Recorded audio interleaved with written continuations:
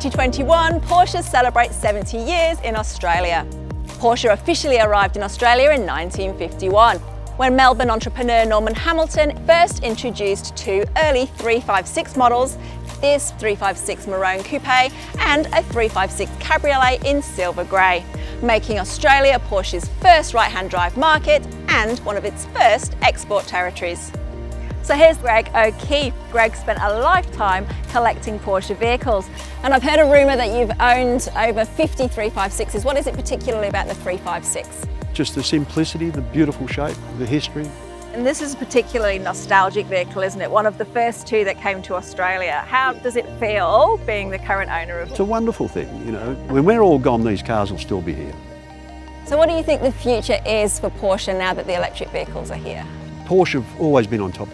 They know what they're on about, they understand the people, so I think that tells you what the future's going to be.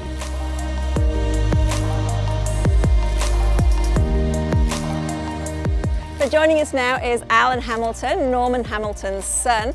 There's a really interesting story, isn't there, about how your dad came across a Porsche test driver and ended up bringing these ones home. So he had gone over to Switzerland, and while he was driving down over the mountain pass, this funny little sports car passed him. It turned out to be Richard on Frankenberg. You can imagine these cars in 1951 were outstanding. So Richard went to the Porsche factory with my father. My father and Ferry Porsche became good friends.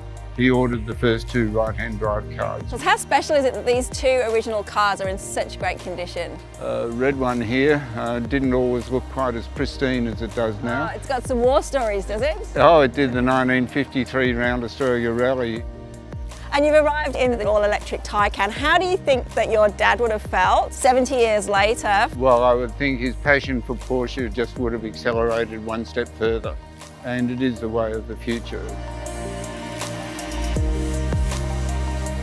Why do you think it is that Porsche has remained so iconic? They've stayed at the top of the game because of their dedication to quality, innovation, and the fact that they engender exciting driving.